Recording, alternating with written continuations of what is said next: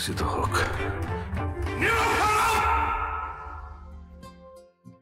আমি মার্ডার কেসের আসামি ছিলাম।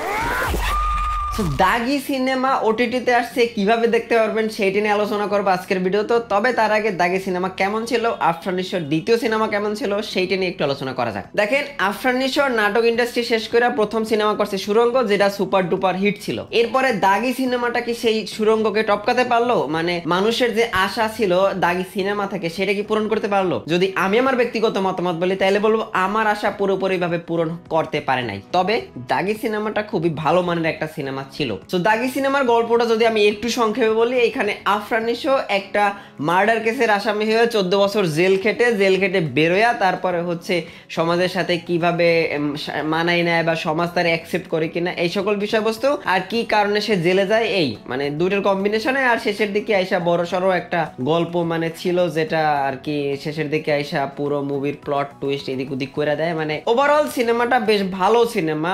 আর এখানে ভালো করে জানেন যে আফরান নিশো সে তার পারফরমেন্স দিয়ে ফাটাই দিয়েছে, সো এটি বলার দরকার পড়ে না। কিন্তু আমার কাছে আশা ছিল আরো একটু বেশি থ্রিল হবে। মানে ব্যাপারটা কি দেখেন, আমি তো বেশ কিছু ইন্ডাস্ট্রির মুভি দেখি বা মুভি দেখতে আমার অভ্যস্ত। সো এই যে এর গল্প বা এর প্রেডিকশন যে এই সিনেমা শেষে এইটা হতে পারে বা এই হওয়ার পরে এরকম হবে, এরকম বড় সড়ো কোনো টুইস্ট নাই। একটা টুইস্ট রাখছিল যেটা আর কি আমি আগে থেকে হয়তো বা গেস করতে পারছিলাম যে এইটা এরকম হবে। সাদা মাটা টাইপের স্টোরি টেলিং, এর ভিতরে আহামরি কোনো টুইস্ট নাই, ড্রামাটিক জনরা। সো আমার এক্সপেকটেশন ছিল যে সুড়ঙ্গ মতো একটা টান টান থ্রিলার সিনেমা, যেটা দিয়ে অনেক অনেক কিছু এই দিকে মন নেবে সিনেমার গল্প, আবার এই দিকে মন নেবে, আবার এইদিকে মন নেবে, এরকম কিছু বেশি আশা করার কারণে হয়তো বা আমার কাছে দাগি সিনেমাটা একটু আশাহত মনে হয়েছে। কিন্তু ওভারঅল যদি আমি বাংলা সিনেমা ইন্ডাস্ট্রির কথা চিন্তা করি বা বাংলা সিনেমার দিক থেকে বিবেচনা করি, তাহলে এই দাগি সিনেমাটা বেশ বেশ বেশ ভালো একটা সিনেমা। সো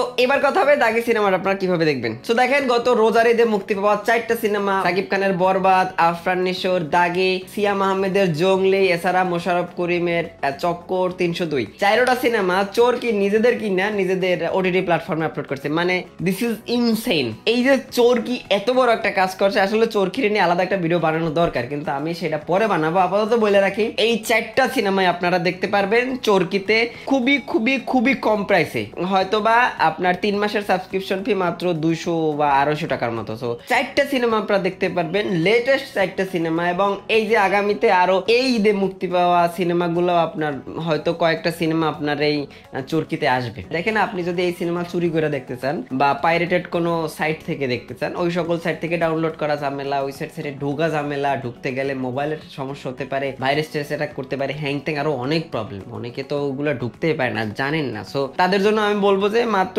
250 টাকা। দেখেন, আপনার ডেইলি 2-3 দিনের চা বিড়ির খরচও হয়তো 1200 টাকা হয়ে যায়। সো আপনারা এই ছোট্ট একটা টাকা খরচ করে 4টা সিনেমা দেখতে পারবেন, তাও আবার মানে লেটেস্ট 4টা সিনেমা। এই ছাড়া চোরকিতে তো আরো ওয়েব সিরিজ আছে, আরো সিনেমা আছে, আরো অনেক কিছু আছে। সো মানে সব কিছুর অ্যাক্সেস পাবেন আপনারা মাত্র 250 টাকা খরচ করে। সো আমি বলবো যে পাইরেটেড লিঙ্ক টিঙ্ক না খুঁজা, পাইরেটেড কোনো কিছু না খুঁজা আপনারা লিগাল ভাবে সিনেমা দেখেন, আর খুব ইজিলি দেখতে পারবেন, খুব ভালো স্পিড, মানে খুব অল্প ইন্টারনেটেও আপনারা এই সিনেমাটা খুব হাই কোয়ালিটিতে স্ট্রিম করতে পারবেন। ঠিক আছে, সো এটাই কথা।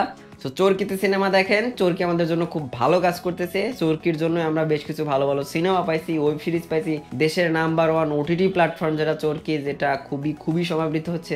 সো থ্যাঙ্কস চোরকি, এই 4টা সিনেমা একবারে একই সাথে আমাদের দেখার সুযোগ করে দেওয়ার জন্য। ওকে, সো হ্যাপি ওয়াচিং দাগি।